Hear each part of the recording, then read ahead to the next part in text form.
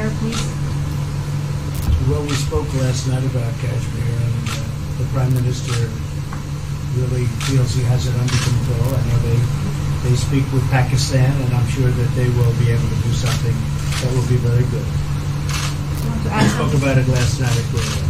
Mr. Modi, do you want to add?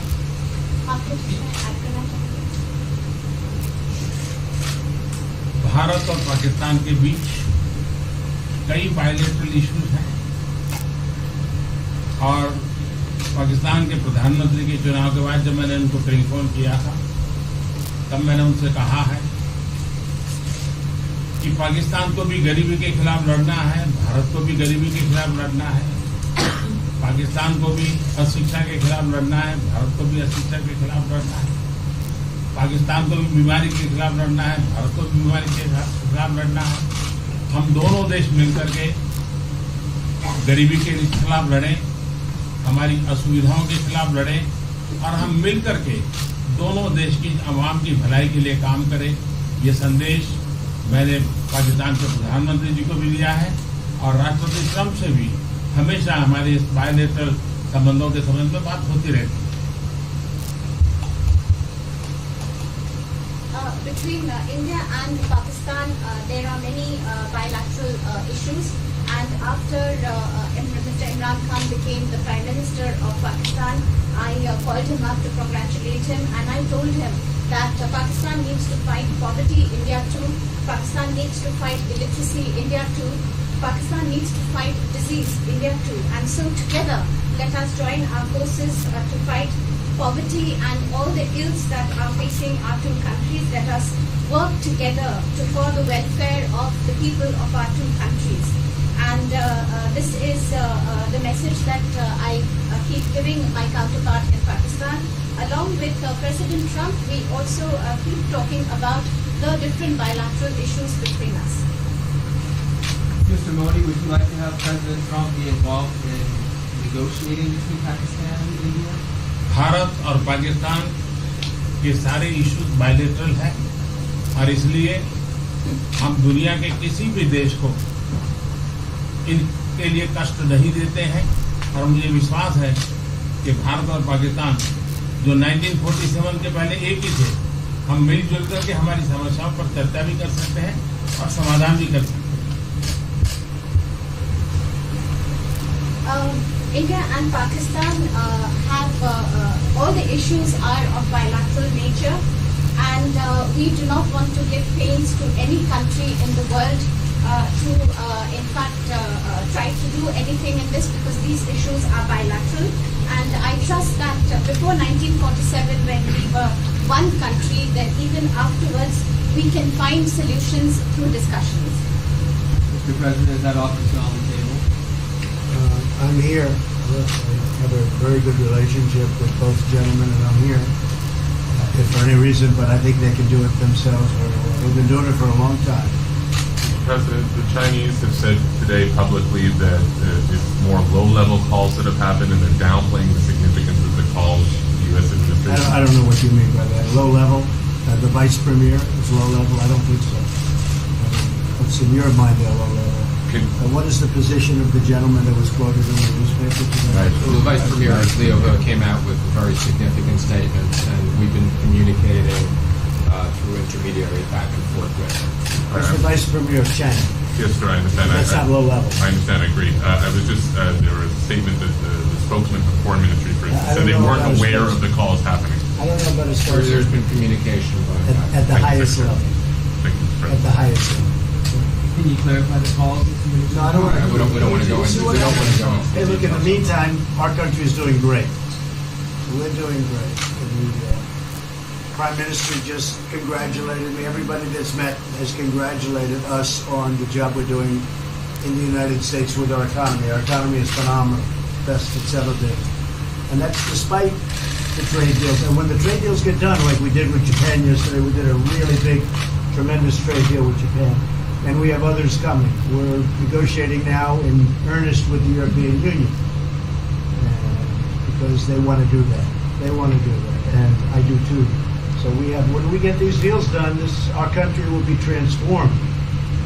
And it'll be monetarily transformed. It's such a difference between the horrible, horrible one-sided deals that we had in the past. And frankly, past administrations should be ashamed of themselves for allowing that. But we have many of them. One of them is the USMCA, Mexico-Canada. And hopefully that'll get voted on very quickly. Everybody wants it to happen, so hopefully we can make that a bipartisan bill. But we have many trade deals that are doing very well, and including China. And I think it was necessary to go through this, you would say a rough patch, but I'd say maybe much more than a rough patch. But that's okay, because we've been paid billions and billions of dollars. And you know that prices haven't gone up, and there's been no inflation. And we've put a lot of money in the Treasury, and tens of billions of dollars. And I've given a lot of it to the farmers that were hurt. I've been able to give a lot of money, compliments of China, to the farmers that were hurt, because we gave them 16 billion and we gave them 12 billion the year before. That made them whole. That was the amount of money that China didn't invest in to our farmers, give to our farmers. So the farmers have been amazing, but they're very happy with the job we're doing. But eventually they're going to be the biggest, or one of the biggest beneficiaries. Okay? Mr. President, did you attend the climate session? Say it? Did you make it to the climate session? Were there any conclusions that you should I'm going to. In fact, it's going to be our next session. So we haven't had it. Do you have a message that you would like to deliver to? No, I want clean air and clean water. And we're right now having the cleanest air and cleanest water on the planet. But that's what I want. I want absolutely clean air and clean water. Mr. President, just briefly back on China, we saw the comments from you about wanting calm.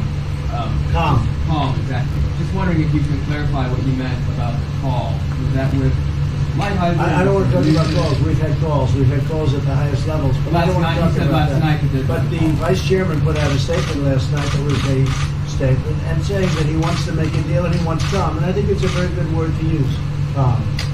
It's not a word that I use that often, but it's a good word to use. And I think it's one of the reasons that's a great country. I mean, they understand. I think that message also helps with respect to Hong Kong.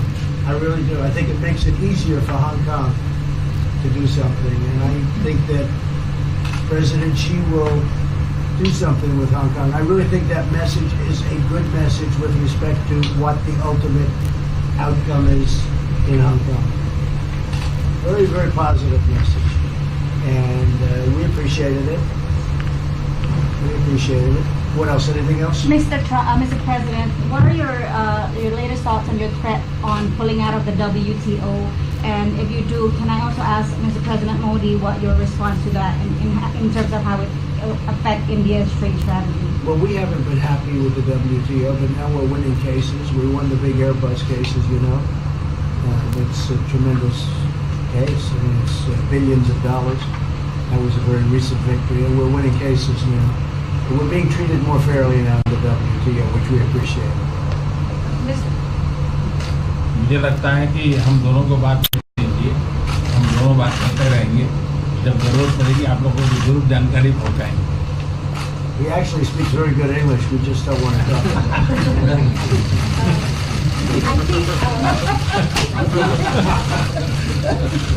feel that you should let us discuss these things, and when we feel the need, we will communicate to you. Mr. President, Russia has just recently said they have no intention of asking to be readmitted to the G7.